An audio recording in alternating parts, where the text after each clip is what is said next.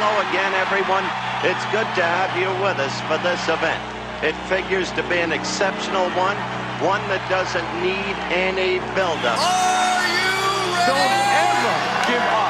Don't ever stop fighting. This is the main event of the evening. Athletes, huddle up. It's time to begin. Get focused. Let's go. I'd like to welcome you all to the one-on-one live with Coach Blu and Athletic Director Marissa. Hello. It's good to have you guys all here. Thank you so much for tuning in. Thanks so much for being part of the Addict to Athlete family. We so appreciate when you guys reach out.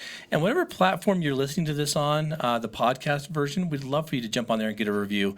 It's awesome to help maybe push this podcast out a little further, but also get some communication going between you, the listener, and us, the host. So it's a great way to interact with the show. We'd love to have it there. So any platform you listen to typically has a place where you can go on there and review it. We'd really appreciate that. Yes, sir. As always, please stay tuned to the social media content that we have. And we've been getting an interesting little dose of reality that, do you believe this or not, lots of people are not on social media.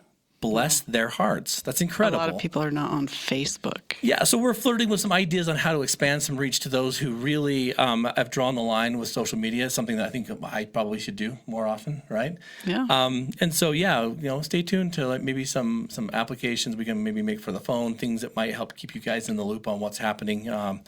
And really, I guess just, we don't want to leave you out. We don't want anyone sitting on the bench. So, if you have ideas of ways that you'd like to be communicated with, please submit them to us. Blu at addicttoathlete.org or Marissa at addicttoathlete.org. Yes, sir. And while you're there on the interwebs, check out the website, addicttoathlete.org. You'll find all kinds of content, a backlog podcast, information, blogs, team store, and registration for 2 events coming up this summer. Please. First off, we have on June 17th, we have our No One Left Behind Team Half Marathon. This is a great experience. What does that mean? The Team Half Marathon, as Coach Jensen said last night, is an event where you pick a couple of your best buddies, and you two run this marathon. You three run this marathon together. It's half marathon together. You can only be about 15 feet apart because we want you to start together, to journey together, and to finish together. Yeah. So I like saying that you're only as fast as your slowest runner, and you're also going to be able to have some interesting experiences along that way. And what I mean by that is in recovery, we find ourselves sometimes feeling out there alone. And when you gather that support system and that team, it's amazing what can happen. It'll also push you a little bit. If your team believes in you and you're maybe the one that's a little bit like apprehensive, having that team unity to kind of help motivate and push is a great, I think, experience. So this is your first half marathon. It's a great one because you're not out there alone. Absolutely. So you can jump on addicttoathlete.org under our races tab, and you can see that there's open for registration along with our September 5K, the Proxy Run. Yes. This is a brilliant run that I love. The feeling that accompanies it. It's a healing run where you run proxy for someone who's either lost their battle to addiction or mental health or are currently struggling, and you want to kind of bring maybe just some awareness and some love and some compassion to that part of your life. Yeah. You can register on addicttoathlete.org. It's coming up September. We love it when we have lots of family members come out, and I love hearing the stories of the people that you're running for. So as we approach this and as we start getting these packets ready, we'd love for you to start submitting who you're running for. These people are not to be forgotten, and I want to help share that memory to keep them alive through your interactions. So again, addicttoathlete.org, you'll find all of that content on there. Absolutely. Marissa, as always, it's good to have a little bit of a gratitude session for our Patreon subscribers. It's you Patreon folks that help keep this podcast afloat, to help push us out there a little bit further. And I love the Patreon program because we give you something back for what you invest.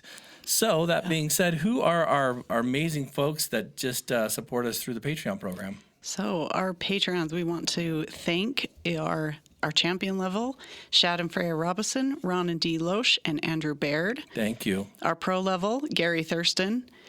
Our rookies, Sherry Polson, Earl Dyer, Wendell Wood, and Brad Waldron. and our super fans, Karen Hardy, Steve Riggs, Tracy Whitby, Jerem living in Brazil, Thurston, Tara Butson, Holly Davies, Scott Foster, Brett Frew, Chris Williams, Sensei KP Brown, Patrick Forsyth, Brock Ellerman, and Christy Case. Thank you all so much. Patreon subscribers, we couldn't do this without you. Jump on patreon.com/addictathlete. Find a tier that works for you. And we'll give you the content that is exclusively yours. There's been a lot of content being dropped recently. And good bonus episodes. Yeah. And I appreciate when folks on the Patreon kind of interact through there and give us feedback. I guess, as I do the Patreon content, I'm always worried. I'm like, is this even making sense? So when I get feedback that's like, hey, that was a really good episode, I appreciate it.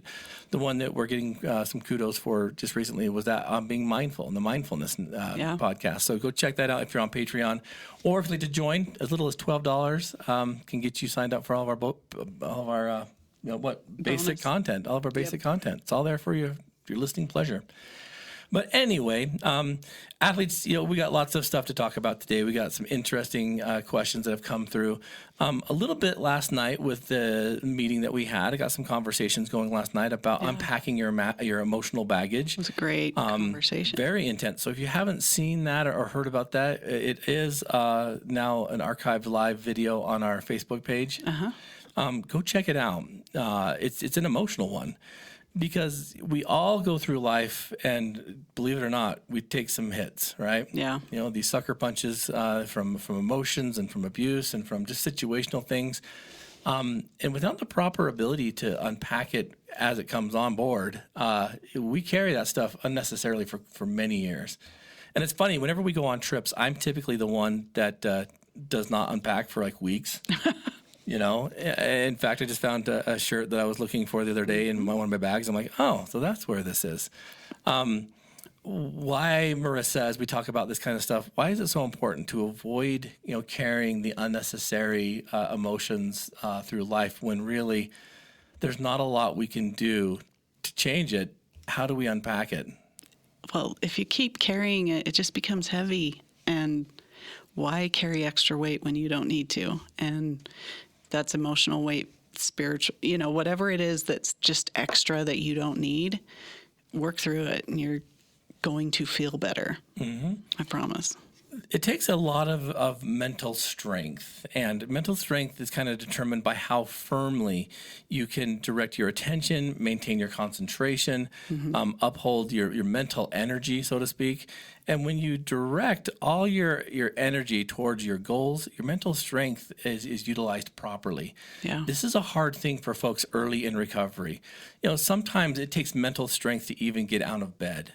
It takes mental strength to be able to unpack the baggage. It takes mental strength to be a mom or a dad. Mm-hmm. I don't think we give ourselves credit for some of those victories because we think it's just part of our routine. I'm always blown away at people's mental fortitude and mental strength when they're approaching something super difficult. Yeah. Yeah. I mean, there have been times that you've noticed that, man, I just don't have the capacity or the strength for this. But you've got to do it anyway because it has to get done. Yeah, somebody has to do it. And there's so many times it's me, so I got to do it or no one else will. So I love it. A couple weeks ago, we were speaking at a treatment program, and I had an individual that's been a part of Addict Athlete for quite a while. And he came up and he approached, and he was talking specifically about a situation that happened early on in the team's creation. And he was running a relay race with some of the other athletes out in eastern Utah. Yeah. And there was a part of it by which either you could run the circumference of this lagoon, this big body of water, which was about 1.5 miles, or you could swim across it, which was, a little less than half that. Yeah. And so he's like, well, hey, I was in the Navy. I can do this. And he's like, I'm in there. Now, the thing that he didn't anticipate was that the temperature out there in eastern Utah in the middle of summer was very hot. And as soon as he hit that cold water, his body began to cramp. But he thought, I can push through this. I've been in the Navy. I got this. And he started swimming. And about halfway in the middle there, it started to really get hard. And so much so that he began to cramp up and he was losing like motion. And he remembered like there was this gal on a paddleboard and she couldn't have been too far from him. But when she threw him the life ring there, it was about 12 inches too short. And he could see himself cashing in his chips, so to speak. Yeah. And he started to go under. And I asked him, where did it come from? Where did that mental strength that you held come from? Because somehow he overpowered that doubt, that thought of this is the end, and pushed himself to the surface, did a stroke, and grabbed it. They pulled him in, thank heavens, and the race continued. Yeah. But it scared him. And we talked about this overconfidence, this feeling of biting off more than you can chew, but more so the mental strength that it took to not give up. Mm-hmm. And when you use that in everyday scenarios and situations, this mental strength of refusing the drink, refusing the substance, refusing the temptation to jump onto the internet pornography. When you use mental strength, that muscle gets stronger. Yeah. But if you don't realize that you have it, it'll atrophy. Yeah. I mean, it's just like lifting weights, right? The way you get stronger and bigger is through that resistance. You don't get better because there's no resistance. It's the resistance that makes us stronger. And as you continue to do it over and over, you get better and you get better. Mm-hmm. And you build up that strength. And I like that, the resistance. Pretty much everything you do in recovery is resistance. Think about it. Everything we do has some kind of resistance to it. Mm-hmm. And I love this as the old Buddhist philosophy talks about. It is your resistance to the what is that causes your suffering.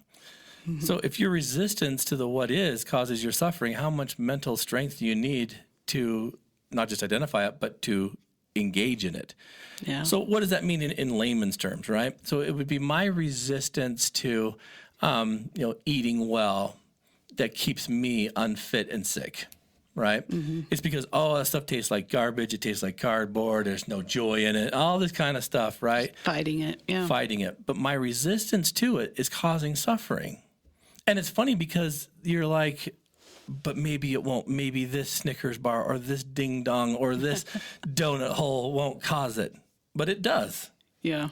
So why, when we get resistant to something so profoundly, does it create such suffering? Why? Because instead of just doing it, you're prolonging the problem. And whatever it is that you're fighting against, you're just pushing it out further and further away. It doesn't mean it moves it. Mm-hmm. It doesn't mean it solves it or fixes it or gets it out of the way. It just pushes it down the road a little, and then you run up on you it. Approach it. Trip on it again. It doesn't get it out of the path. Think about it this way. It is your resistance towards your sobriety that's causing your suffering. Meaning, it's my resistance to walk away from the substance that's causing my issues. Mm-hmm. It's my resistance towards communicating with my biological father, my biological mother about pains and situations that happened to me in the past that's causing my suffering. Mm-hmm. I mean, we could go down the line. Is my resistance to communicating with my wife or husband about the things in this marriage that we're struggling with that's causing this distancing? Yeah, it's crazy how when you look at it, it makes perfect sense. But yet we justify it in our brain as if I avoid it and don't touch it, maybe it's not true. Yeah. And it's often because it's so emotionally trying. It's so scary. It's so, that I'd just rather not deal with it than try to face it. But oftentimes when we do that and we continue to just kick the can down the road, it ends up becoming bigger. Maybe that can gets filled with other rocks, and every time we kick it, we're stubbing our toe, and it just gets worse and worse rather than trying to deal with it, even though it's scary and hard. So, some of the premise I wanted to touch base on today, and it's leading right into it, is this concept of conflict resolution as well. And being able to resolve conflict means that you're no longer resistant to the issue and that you're willing to kind of put your neck out there to solve a problem at hand. Mm-hmm. And all of you out there listening to this, I know you have this. I know you guys have conflict. And to resolve it means that there's going to have to be some dialogue, and there's going to have to be some understanding on where it's coming from, and there's going to be some uncomfortable type, experiences that will make or break your path, right? I mean, it'll make or break the conversation. Oh, yeah. Why are we so resistant to, engaging in conflict resolution then? I think sometimes it's because people don't understand what to do, how to do it, and believe maybe bringing it up will make things worse. There's also a fear of, in relationships, is this, if I bring this issue up? Is that going to end this relationship? And that's scary, so I think there's a whole lot of side things that come with it besides the emotional stuff and the fear of doing it. But Yeah. most people don't do it. I don't think conflict resolution is taught. It's not taught in schools. It's not really taught in anything. And Right. so, and I don't think we see it a lot happening on TV or even with other relationships we've seen as we grow up, watching our parents resolve conflict. A lot of times if parents get in a fight, they either, Oh, yeah. figure it out 100%. behind closed doors, and kids maybe look at it as, oh, they just quit dealing with it. They quit talking about it. So it's just over, rather than how do you work through it? So yeah, people don't know how to do it. We've heard of those family systems that say things like, well, my parents never fought in front of us, Yeah. and everything seemed well. But like when we all moved into the house, they got divorced. Yeah. It's like, oh no, they argued 100%. There's no way that they wouldn't. But why didn't you guys ever see it, right? And I think that's much more the old school kind of relationships. But here's the deal. If you argue in front of your children or you have these issues in front of people that you care about, it is wickedly important for you to also resolve it in front of them too, so they can see it. Never had this growing up. Every time my parents got in an argument, it meant us packing up and moving out. And so I just didn't think there was resolution to be had. I thought it was always a one-sided thing. Yeah. But conflict resolution is a way for two or more people to find a peaceful solution in a disagreement, right? Yeah. And that's not always easy in this I want to get mine, I'm right, you're wrong society that we live in now. Yeah. There's not a lot of ability for people to resolve conflict when we're not willing to learn or see the other person's perspective. Oh yeah, for sure. And I know that that's kind of a hard one to swallow, but that means that we've got to get real. Yeah. And instead of attacking the other person for their beliefs, their thoughts, their experiences, we truly allow them to speak their point of view. Yeah. When you go in with an agenda, though, and again, you want to be right no matter what, and even if and because, then you'll never be able to find that ability to find peace. Yeah. Right? Oh yeah. So, when you look at a situation like, again, it's your resistance of what is it's causing your suffering. And if you don't want to ruffle the feathers by bringing a situation or issue up, maybe it's, hey, I've noticed you've been, this is a classic one. This happens a lot. I noticed that I've been finding, empty bottles hidden behind bookshelves or, in vents. It's like you're drinking. Yeah, in the cupboards. Are you drinking again? Oh, no. Those aren't mine. Those were from years ago. Those are from years ago. You just barely found them. Yeah. And, it's like, okay, well, I'm not dumb because I check there often because I, have stuff in that drawer or whatever, and they weren't there last week. How hard is it then to sit down and confront and say, we've got some issues here. I'm worried, I'm concerned, right? It is all about the approach. Last night was I came home from work and daughter had a little bit of a tiff, with some stuff going on. And it was funny because although you were being very open and genuine and concerned, she was like flipping out on you. She took it as... And you were still speaking the same language. It was the funniest thing. Yeah. I'm like, I'm not even going to intervene in this because... You both were right. She Does was that make so sense? emotional about it. Yeah. That I just tried to be calm and just listen. But your calmness pissed her off. And my calmness, freaked her out that she wanted me to get as passionate and as angry about the situation as her. And in the past, I've learned that when I get as passionate about it as her, then she just escalates and I escalate and it just gets worse. But then when I sit there and I'm trying to be calm and listen, she got furious. She was screaming at me that I don't understand, that I wasn't listening, that I wasn't supportive. I can't win. Yeah, it was and I just sat there looking for the bottle of Vicks Rub that someone lost the lid for. I'm like, I'm not even going to get involved in this. But it was interesting because when she left, we both looked at each other and kind of chuckled. And it's like, well, at least she knows she was heard, right? Yeah. And the funny thing about that, too, is when we get in those situations, we don't realize that, we want to be right no matter what. We don't realize that what we're seeing is maybe more often than not, they're on the same page. No one wants conflict in a relationship. Yeah.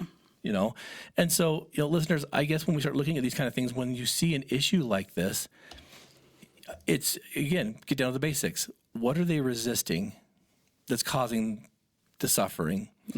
And so you could point out the obvious, the drinking, the hiding of the bottles.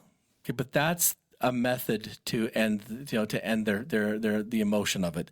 Yeah. What's behind all that stuff? Yeah. What's really going what's on? the real issue? I'm terrified of dealing with my past, and it's on the surface here, and I don't know if I'm going to be able to handle it or not, right? Yeah. And so when we look at that kind of stuff, I really get the feeling that like people get so nervous that they fall into those old behaviors or those old issues, and they don't realize that like conflict resolution comes by being open and honest, right? Well, and I think it's important to remember, how do you have safe boundaries so that you can even have an emotionally safe place to resolve conflict? Because if you're in a situation where your past and your relationship has been, you bring an issue up and then you're yelled at, you're, called names, it gets aggressive and to the point that maybe there's a physical altercation, then that's going to have you retreat and be like, I can't do this. I'm afraid. So you do have to be able to establish some safety there to be able to resolve conflict. And I understand that's going to take sometimes a lot of work before you can even address conflict. But being able to have the thing that everyone needs to be able to be treated with mutual respect, that we can have an argument, we can have a disagreement, we can have a conversation without calling names, without threatening, without, having these issues. Well, and that's first. Typically what happens too is when there's a conflict, it usually begins with an argument, right? That's what creates the conflict. Some people that are so afraid of conflict will do anything in their power to avoid that. Me, I enjoy a good conflict now and then. Yeah. I like it when I post things on Facebook back in the day and people get so passionately angry. And I'm like, I'm sorry, I don't like that guy as president. There's nothing you're going to say that's going to change my mind, right? Yeah. But what I found is like, why am I creating conflict? I don't mind conflict, but why am I creating it? To create it, yeah.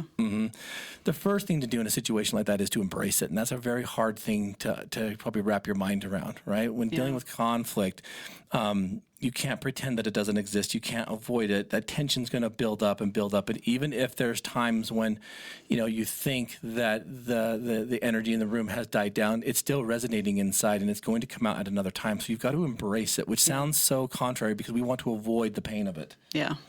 So what would embracing the conflict look like, do you think? Like if I'm finding bottles or if I'm seeing a search history on a computer, or if I'm having these feelings that something's not right, how do you embrace that? Just knowing that, this is going to be uncomfortable. This is going to be scary and emotional, but deep breath. Like we need to talk about it. And, just like we were saying before, it's the resistance to what is. So if you cannot resist discussing it and talking about it, so just recognize it's going to be hard. That's okay. But it needs to be discussed. It needs to be talked about. We need to work through it. Well, and, without getting into too much detail, I think, so that you listeners can kind of get a grip that although we sit here behind these mics and it makes it sound like, oh my gosh, they're the best couple. They have the best families and stuff. Man, we've got conflict quite a bit. We have arguments. Which is awesome. For sure. Because eventually it's going to make the relationship stronger. But, we've had a few conflicts with the older kids in the house. And, there was a situation where we're like, man, we haven't seen much of our oldest kid. What's going on? There was a conflict there, right? Yeah. And so it took quite a while for us to give space, to kind of ask some probing questions.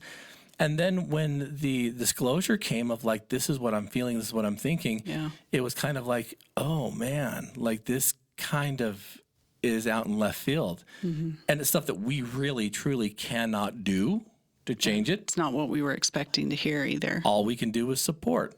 And some of the things that she'd like to do to resolve her conflict is creating a little bit of conflict with us. But whose life is it, right? It's like, well, we could force our decision on you, but this is your life, and this is what we'll support you in. It wasn't easy to address. I had approached her multiple times saying, we can tell something's wrong. Will you please, what's going on? What are you struggling with? We want to help. We want to support you. And it was just, no, I'm not ready to talk about it. I'm not ready. And I wanted to push so bad. Oh my gosh, Just pushing. Because, yeah, it was hard.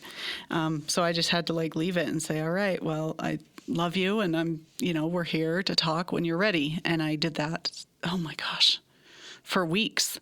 And then finally, out of nowhere, she just sent us both a text, which was her safer way of being able to tell us. But it came at least, But yeah, you've got to be patient with it too.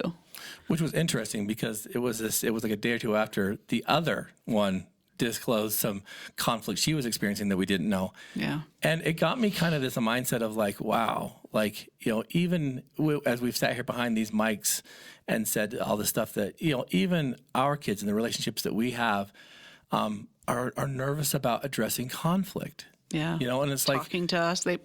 Both of them had said, they wanted to talk to us and tell us about both those issues sooner, but didn't dare.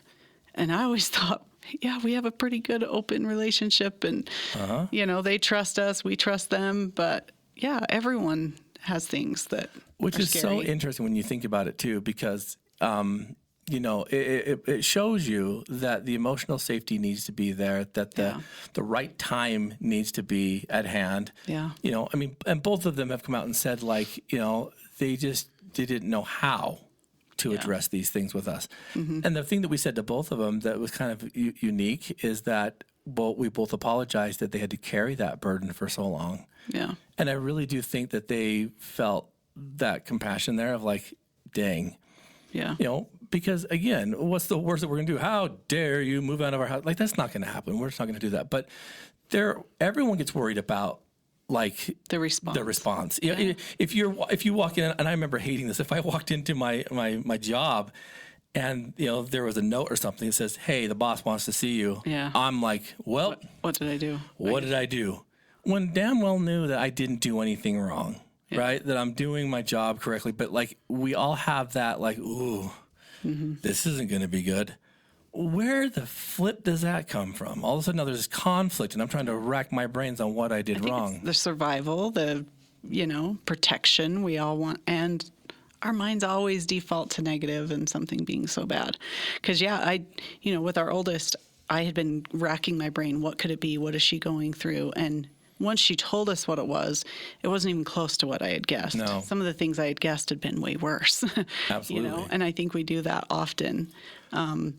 But yeah, you really do have to get down to what is the real issue. And, the issue that she finally brought to us the other day, she had been bringing up other things for weeks. Yeah. And unbeknownst to us, that wasn't the real issue. No. We addressed it. We talked about it. We gave her advice when she asked for advice. But that wasn't the real issue. And it wasn't until weeks and weeks later that we were able to go. So recognize that most people aren't going to just spill everything all at once. And so creating that, emotional safety so that you can bring it up, that they can talk about it again, that I think maybe those previous weeks were her testing the waters to like see if she felt safe enough to share the other stuff. What's interesting about that, I'm glad you bring it up, was who the disclosure came to at first. It was kind of an interesting thing, and I say disclosure, but who the conflict was revealed to first. Because I came up from whatever I was doing with the boys, and you two are already in deep conversation with the younger girl. We'll say with Savannah. Yeah. And she's like, sit down. And I sat down, and she told him, I'm like, wow, I'm proud of you, and I'm so amazed by your courage and all that. But then with Brooklyn, the older one, it was like, I know that she's not going to want to sit down and have that, like, she's got to move. So we jumped in the Suburban and went for a little drive, listened to some great music, and as soon as I turned the corner, she just started gushing, and I'm like, wow. It was kind of a funny thing, and I got thinking when I came back, and I'm like, you turn off the TV, like, let's talk about this. I got thinking, I wonder if Marissa's upset that she's disclosing all this to me, not realizing that I'm not upset that Savannah's talking to you first. Does that make sense? And that's what it hit me of, like, in relationships, you've got to be okay with how it comes. You can't feel like, oh, I'm the untrusted parent or I'm the untrusted spouse, and so no one talks to me about this stuff. It's like, no, like, if you're a team, it doesn't matter how, as long as let it gets go out. Some of that pride or taking it personally. It's hard. Yeah, I thought that, but like I have to be just grateful that she's willing and able to talk to anybody about it. You know, that's even like I had told you, I'd reached out to a few other people just saying, hey, can you help reach out to our daughter? She's struggling, you know, and I can't think that I'm the only one that should or could be able to address those issues. I remember years ago we had a friend that their kids seemed to always come to me, and you know, we had a good relationship. They lived right by us and always come to me and talk to me about things. And I remember the mom one time like attacking me and yelling at me because her daughter had come to me about some things. Because I'm not her parent, I'm not her mom. And I was like, I'm sorry. I wish she came to you. I had passed the information on to mom, but she was so offended that her daughter didn't come to me that she got mad at me instead of approaching her daughter with it. But I always thought that even then thinking, you should be glad that your daughter's willing to talk to somebody. Like, we can't assume that we are going to be able to be the person that everyone approaches with every issue and problem. You know, we just want, if we love somebody, we should be happy that they're willing to talk to somebody about it, whether it's the counselor at school, a teacher, somebody, you know, a friend. It doesn't have to, you know, maybe, you feel like you can't share something with a spouse, so you share it with someone else, but be glad that they can get it out. So again, it's your resistance to what is that causes your suffering. So it's your resistance to not like seeing the value that other people have to help you with your family systems that causes this feeling of distress that you're no good, that you're a nobody, that you're nothing, that you're, you know. And so when you look at how important that statement is, you see it. Yeah. But embracing the conflict that we're talking about and identifying the issues, okay, it doesn't just end there. Then we needed to talk together. Yeah. And we had to listen very carefully. Because as one issue that was brought up was fairly like cut and dry, which is like, okay, we support you in this. I think this is what you do, and it makes more sense now. And you know, thank you for telling us. The other one's going to be a little bit more heavy laden with some emotional work that needs to be done. You know, and like some stuff that she's choosing to do to benefit herself that, you know, we wouldn't certainly like promote. But I'm like, hey, if this is going to make you feel better, and this is truly what you want, and you're putting in all the work to do the research and stuff, go for it, right? Yeah. And in your world, listeners, it could be like, you know, switching like states for a job. It could be, you know, like, do we adopt or not? It could be so many different things that you've got to be able to listen carefully, talk with it out, and then find an agreement. And sometimes that means agree to disagree. You know, like you're saying, some of the issues that our one daughter wants to do to resolve, I don't agree with. But again, it's not my life. And so I'm just trying to be able to be patient and sit with it until I can come to, you know, but I have to agree. Sometimes that agreement is agreeing to disagree and being okay to respect each other's point of view and each other's positions, even though they may not be compatible or exact. Yeah, you know, and you know, the situation that she finds herself in, I really do admire her willingness to listen to counsel and to say, hey, you know, these are things that you're choosing that aren't really like, you know, super like tame. There's some pretty aggressive stuff that you're wanting to, you know, to approach. But all in the same breath, it's like to agree to disagree means that you're still supporting. Yeah. It doesn't mean that, well, you know, like for instance, you know, this happens quite frequently when we have, you know, folks that are having like same-sex attraction. It's like, oh, you're attracted to the same sex? Well, goodbye. So that makes zero sense to me. Like, why in the world would that close the door on something, right? And so I think when we look at this kind of stuff, it's like, okay, these things that our family systems get involved with, you know, whether it be, and here's the other, the opposite thing. Let's say, for instance, that your marriage has been going great. But then one partner begins to start drinking occasionally and starts, you know, like, you know, maybe not attending church as frequently, or maybe not attending family functions as much because, you know, they're doing their own thing. They're going on vacation and they're ordering extra drinks and this. And you're like, wait a second, when did this happen, right? I thought you had said you were done. Yeah. You were going to abstain. Yeah. Yeah. Or, you know, like this wasn't something you did while we were dating. Why is this happening now? Right. And it's like, there are also some non-negotiables that need to take place, and embracing conflict doesn't mean that you just simply surrender either. Yeah. You know, have to be able to know where you're willing to move and where you're not. absolutely. And I hate to say it, but sometimes conflict resolution means the dissolving of a relationship if the other person's not willing to see their part in it. And that's a sad thing, and when I hear this kind of stuff, it really does make a gut check when we see this kind of behavior where it's like these core beliefs and values that you thought once held the relationship together really are being tossed to the side now because this is what I want. Yeah. I think we forget about sacrifice. Yeah. I mean, if it is an issue that it's too important to drop and that you can't agree or disagree and be okay with, then you may need to look that maybe this isn't a compatible relationship long term. And where do we need to, look at something? Or do you need to change your perspective and do some research and identify if maybe you are seeing it wrong and your perspective is skewed? Mm-hmm. Yeah. And so, as we go down these paths of all this kind of stuff, resolving conflict means that you provide some guidance, some direction, some feedback. You listen, again, more than maybe you talk. But the goal here is to be quick to forgive and to be quick to kind of like support. And it doesn't mean, and I love this, we used to say compromise. Like you need to compromise. I don't really like that word anymore because it doesn't mean what I thought it meant. Compromising means that like something's been breached, something isn't good, but you're willing to take less than to resolve it. Mm-hmm. I like negotiations. I like that we were able to negotiate some kind of understanding deal, if you will, so that both parties can walk away or keep moving forward, cohesively. Does that make sense? Yeah. But negotiations means that the conflict resolution may not happen overnight. Oh, yeah. It may take an abundant amount of time. Like I say, you may need to do research and be able to look at, is my perspective wrong? And, what am I seeing that they are and I'm not? And, and readdress it later.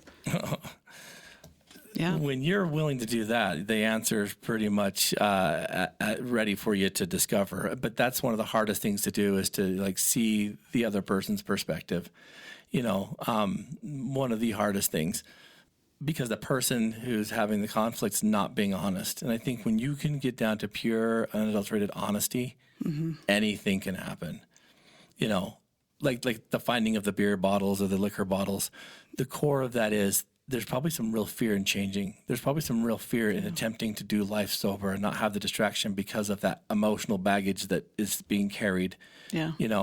But like you say, you can't force it either. Mm-mm. So being able to be, soft in your approach and like, where are you struggling? Why are you struggling? How can I help? Rather than, I need you to stop drinking. Mm-hmm. It's, where is the stress or where is the struggle and can I help? Support in that. Do you think that all conflict can be resolved? No. I don't know. What do you mean? I think there's sometimes, people are different. People have different views. And if it's going to mean you sacrifice your beliefs, your value system, then that's where I think maybe you need to have some separation. And that's why identifying and having some self-awareness of what your boundaries are and what you're willing to do and not do. You've got to be able to stick to those things too if those things are really important. So in relationships, I know that there's these negotiable and non-negotiable rules. These are guidelines that we set. Like a negotiable rule would be, I don't know how you spend your weekends or those kind of things. A non-negotiable rule would be, seeking love outside marriage or something, right? Mm-hmm. Those are non-negotiables. Do you think that we as I don't know, folks in relationships or what, do you think we really have clear defined, understanding of what in our lives are negotiable and non-negotiable? Because these things probably need to be established way early. Yeah, not always. But I also think there's some things that we change our views or understanding of a certain scenario that maybe we would have said that's non-negotiable to now like, no, that's not as big of a deal, you know? And I don't think that's a bad thing. I think oftentimes people think, oh, you're a flip-flopper if you've like changed the way on your stance on certain things. Yeah. But I think that comes with wisdom. That comes with experience. And that is a maturity, so is glad to you be said able that. to see things I'm differently. so glad you said that. When people would get upset with political figures that flip-flop, that change their mind, I'm like, you idiots, that's exactly what we want. We want people to Yeah. have open minds. I don't want the concrete, plant the flag, get on board or jump off. I want the more people that are education flexible. and understanding that things change. Just we've discussed many times, like years and years ago, neither of us were open to MAT. like MAT or harm reduction in substance abuse, and it was because that was also taught. That was kind of the culture that no, that's just a easy way out. That doesn't work, and it's just approving somebody for using and continuing to use when that's not the case at all. And the reality is taken it's time to saving learn that. lives. And that's the same thing, right? Is even the stuff that we do with family and the stuff that you listeners will discover at home. If you're not willing to hear the other side and quote unquote be a flip-flopper at times, then you're going to get stagnant and you will get left behind. Yeah. Like Marissa said, that doesn't mean you have to like willy-nilly like agree with everything. You can definitely have your stance and draw that line in the sand. But that doesn't mean that you like surrender your morals, values, and beliefs either. But it's Yeah. about hearing the other side. If we could do more of that, we'd have such an amazing society. Do you realize that? Goodness, so much better. I mean, come on. Like, it would be phenomenal. We could solve world problems right with that. all of it. Hearing both sides of the coin. I don't know. And being able to educate ourselves and maybe, change our ideas and perspective with knowledge, right? Isn't that what we're supposed to do? That's Yeah. what it's about. So really, I guess what we want to kind of leave you with during this episode is to be open-minded. Don't be afraid of conflict. Listening is so important. But that means whoever's talking, make sure that you're bringing value to the table. You're not circle talking. It's one of the most mind-melting things is when someone doesn't get their point across, so they keep doubling back. It's like, my stepdad would come home and be like, who left the garage door open? I'm like, I left it open. He's like, well, if you leave the garage door open, things are going to get stolen out of there, and we're going to get water damage. And if you leave it open, people will come in and steal it, and then the water might come in. And, I've told you a million times that people could come in and water damage. I'm like, do you realize you're saying the same thing for hours and hours and hours, and all you're doing is getting more mad because you don't think I'm listening?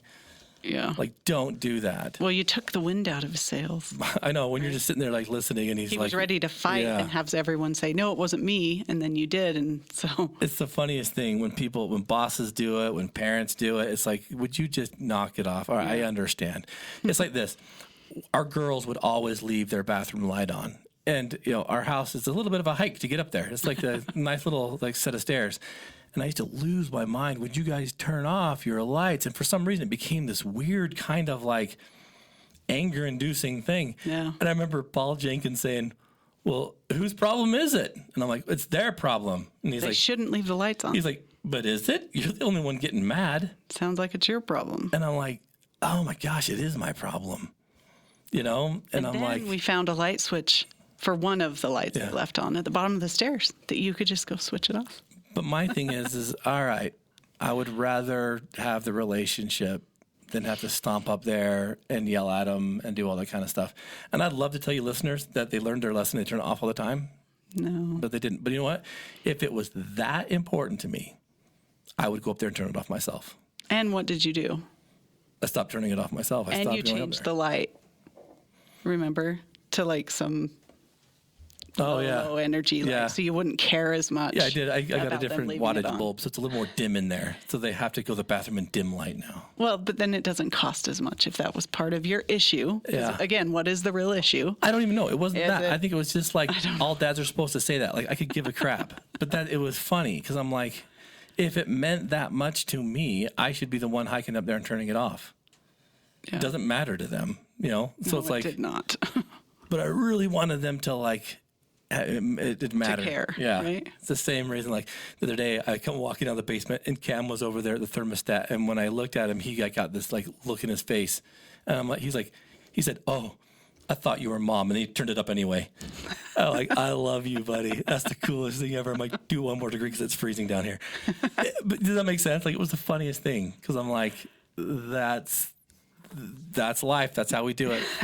Oh, listeners, I hope you've enjoyed this little dose of conflict resolution. Please jump on the website. Keep us posted on how things are going with you. If you need any assistance or help through this little journey in navigating life, jump on attitudeathlete.org. Counseling and resources, therapy available. Blu Robinson Counseling. You can find all the links there on the social media pages. Again, jump on the website, check out our runs. We'd love to have you come out and mingle with Team Addict Athlete, rub shoulders with some amazing folks with some amazing stories. Because really, what it's all about is to help you turn this mess of addiction into the message of sobriety. Run away, run away.